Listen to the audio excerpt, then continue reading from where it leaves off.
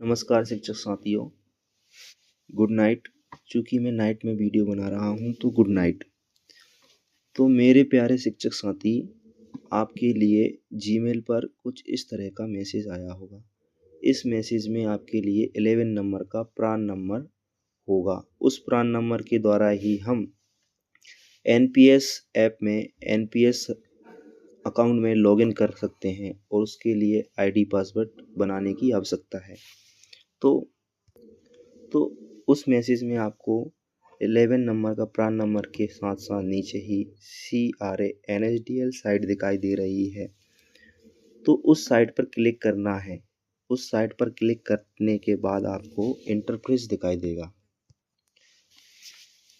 तो साथियों, मैं नाइट में वीडियो बना रहा हूँ तो कुछ खर्राटों की आवाज़ आ रही है, तो उस पर ज़्यादा ध्यान ना दें, इस पे ध्यान दें वीडियो पे।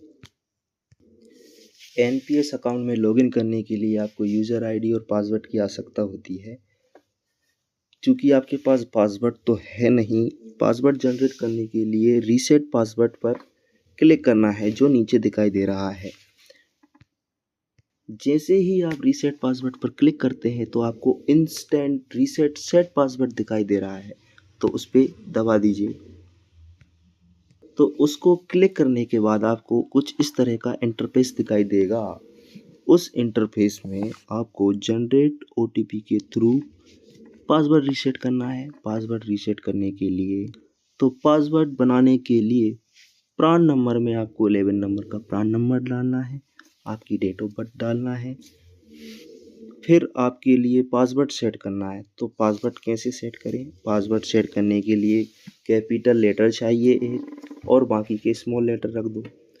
उसके पश्चात आप @ हैशटैग का भी यूज कर सकते हैं और कुछ न्यू अमेरिकन नंबर को जोड़ना ना भूलें।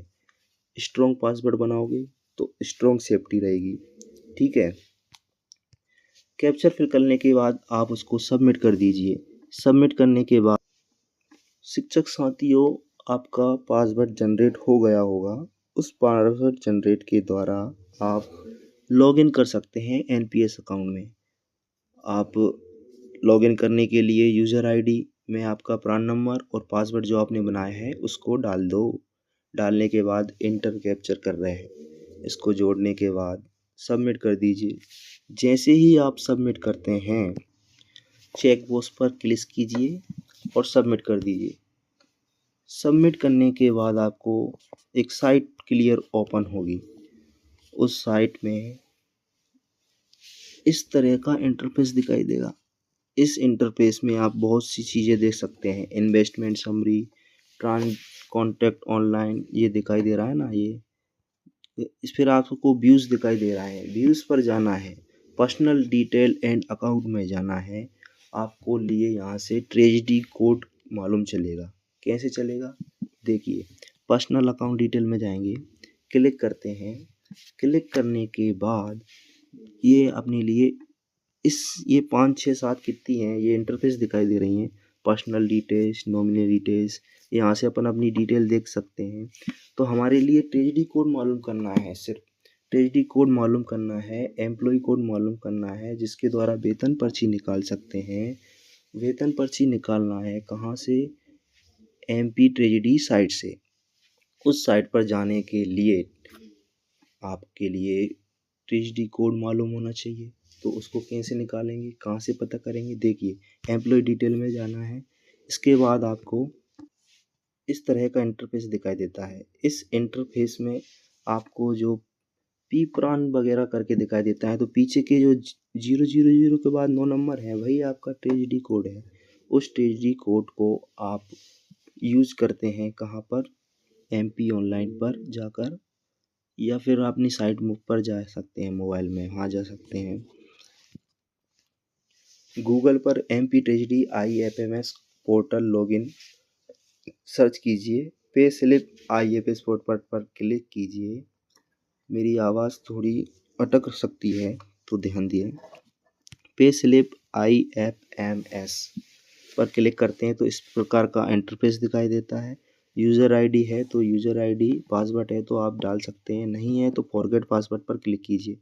यूज़र आईडी क्या होगी, आपका 9 नंबर का प्रान वो ट्रेजडी कोड।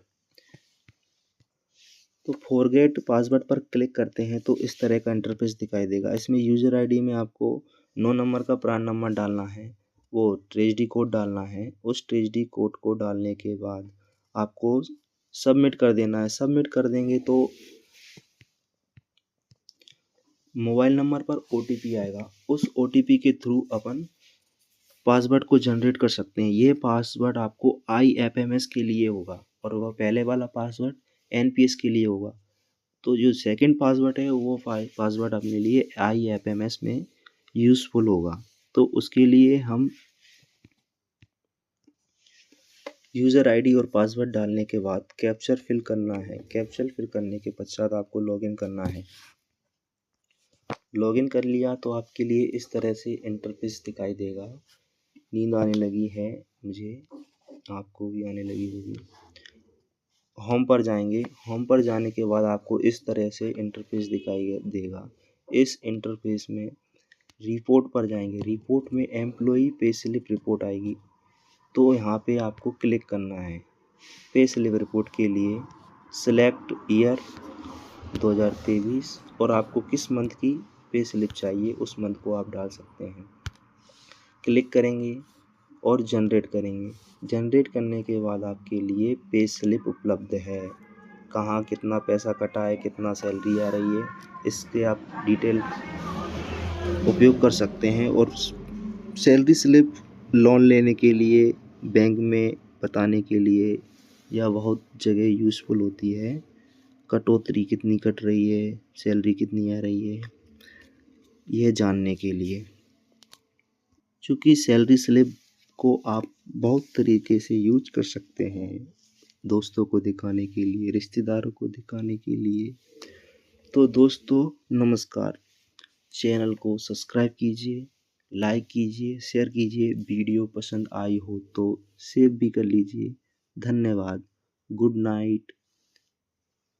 Bye bye.